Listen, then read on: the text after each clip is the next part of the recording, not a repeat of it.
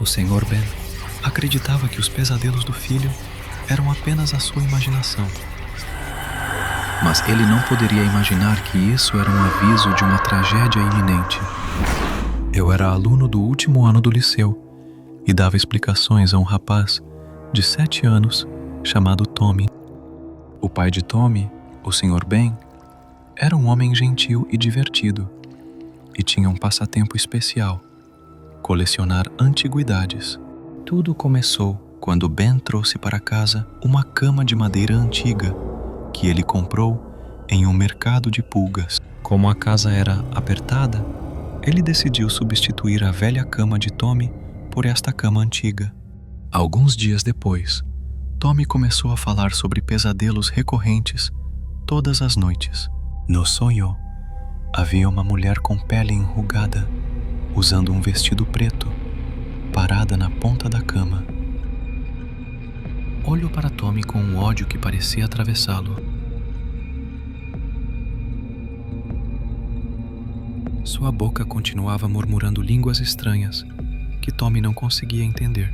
Ouvi isso e fiquei arrepiado. Então contei essa história ao Sr. Ben. Mas o Sr. Ben apenas riu e disse que as crianças são imaginativas. Até que um dia, cheguei para dar aula como sempre. Mas assim que entrei na sala do Tommy, fiquei parado. O menino estava flutuando no ar, com os olhos brancos e sem vida. A boca de Tommy emitia sons profundos e roucos, como se ele estivesse recitando uma escritura em alguma língua antiga. Gritei pelo Sr. Ben. Quando ele entrou correndo e viu a cena, seu rosto empalideceu. Rapidamente, puxamos Tommy para baixo e o levamos às pressas para o hospital. No dia seguinte, o Sr. Ben convidou um amigo chamado David, especialista em pesquisa oculta, para sua casa.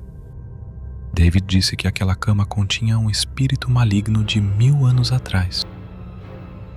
Ele aconselhou o Sr. Ben a queimar a cama para evitar problemas futuros.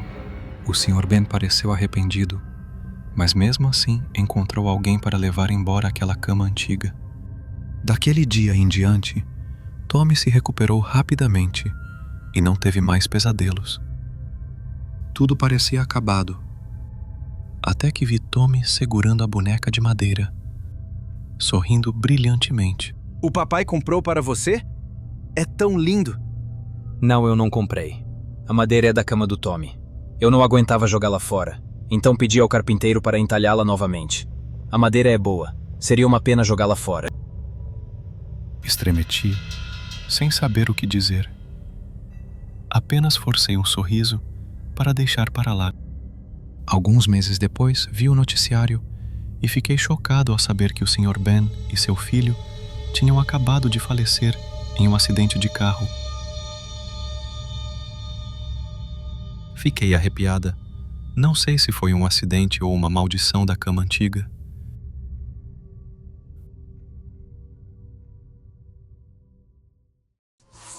Muitas pessoas sonham com a lâmpada mágica e seus 3 desejos.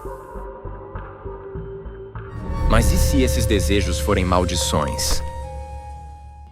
Sou Kevin, funcionário de escritório que vive sozinho no subúrbio. Um dia, voltando do trabalho, vi algo brilhando no lixo à beira da estrada.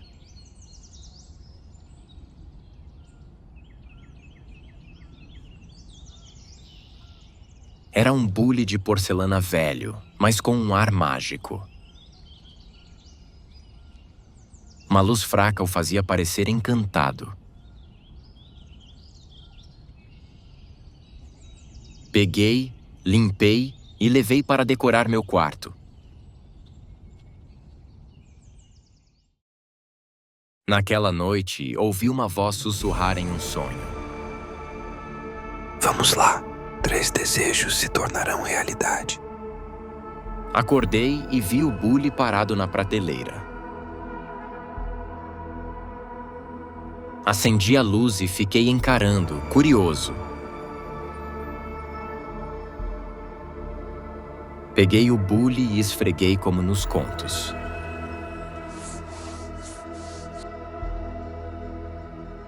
Nada aconteceu. Ri e fui dormir.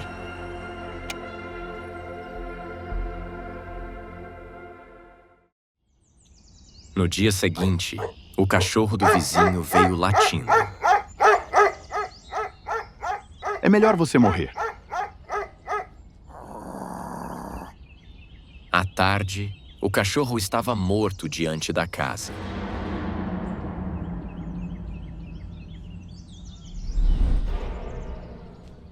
Senti algo estranho e incômodo. À noite, liguei a TV para ver o noticiário.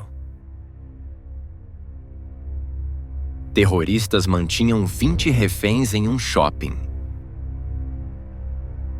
Por que não matam de vez? 10 minutos depois, a notícia dizia que todos foram assassinados. Fiquei paralisado. Coincidência? Lembrei do sonho e da chaleira.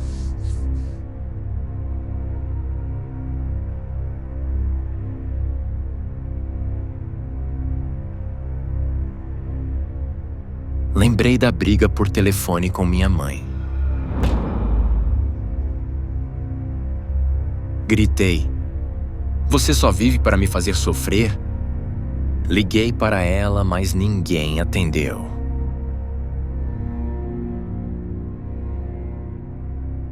Desesperado, fui quebrar a chaleira.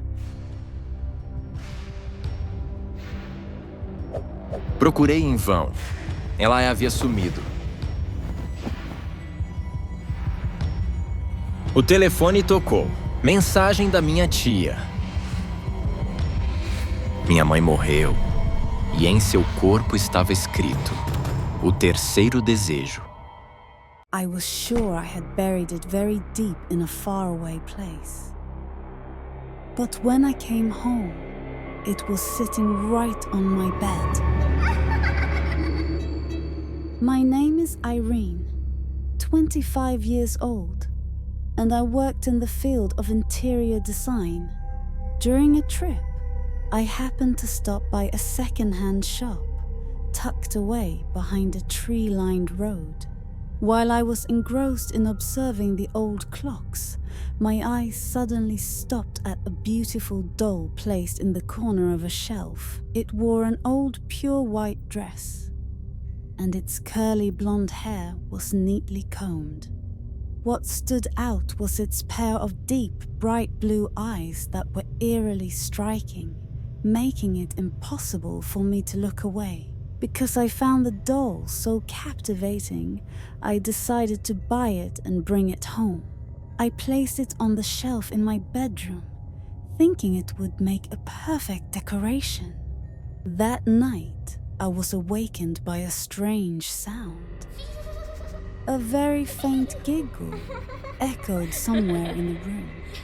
I sat up and looked around, but there was nothing.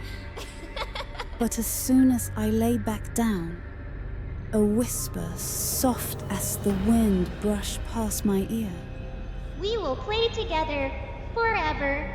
I sprang up immediately, my heart pounding.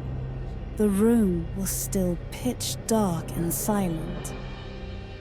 The next day, when I returned home after work, I froze.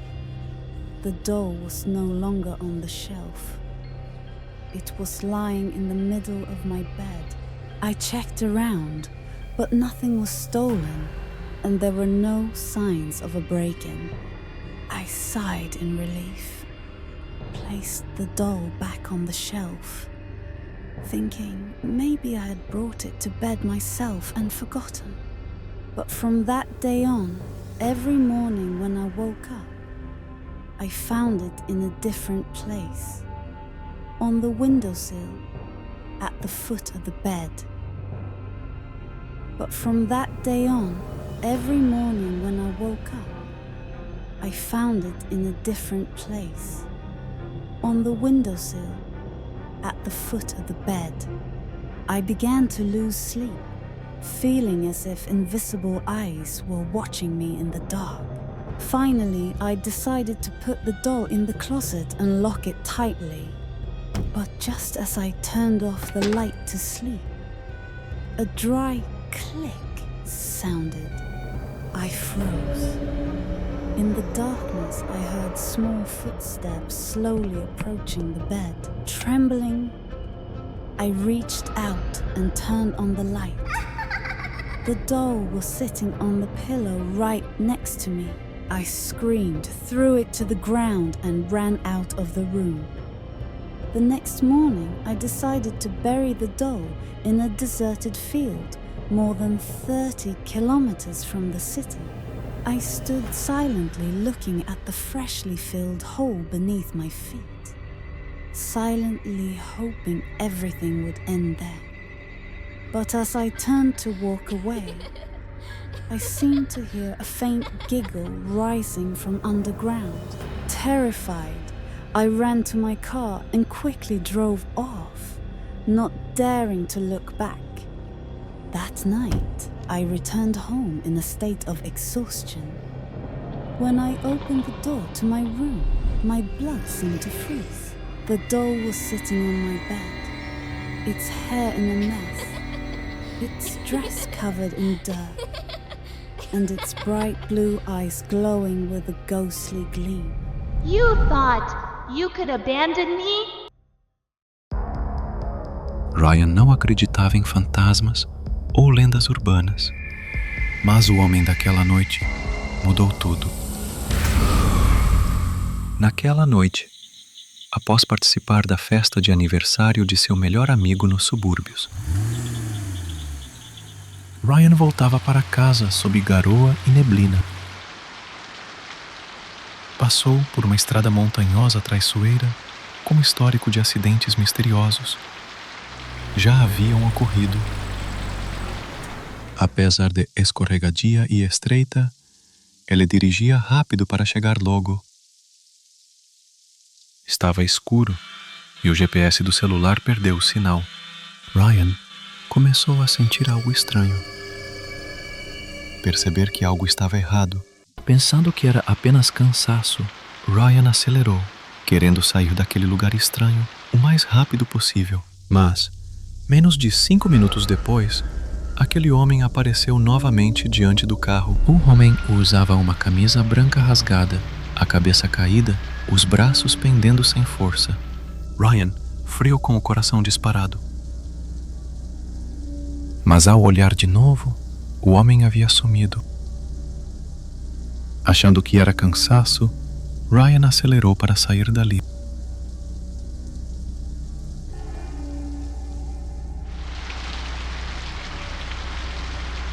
Pouco depois, mas menos de 5 minutos depois, o homem apareceu novamente na frente do carro.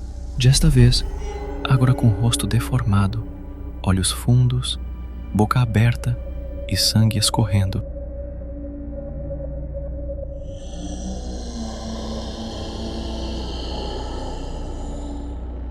Ryan gritou, desviou e bateu o carro numa árvore.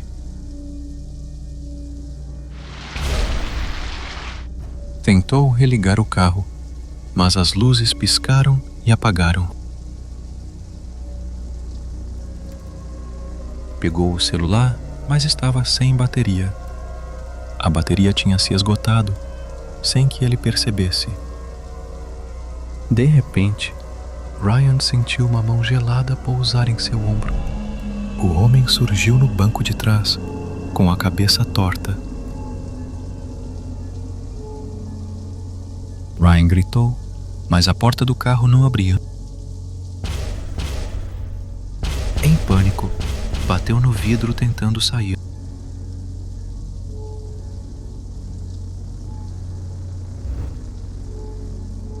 De manhã, a polícia encontrou o carro destruído na beira da estrada.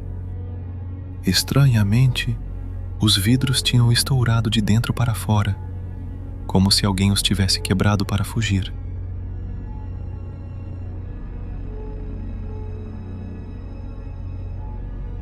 Havia pegadas de sangue e arranhões no chão. A polícia seguiu os rastros e encontrou o corpo de Ryan no fundo de um barranco. Seu corpo já não estava intacto. A carne dilacerada, como se tivesse sido atacado por um animal selvagem. Os olhos arregalados, a boca aberta, como se tivesse morrido gritando.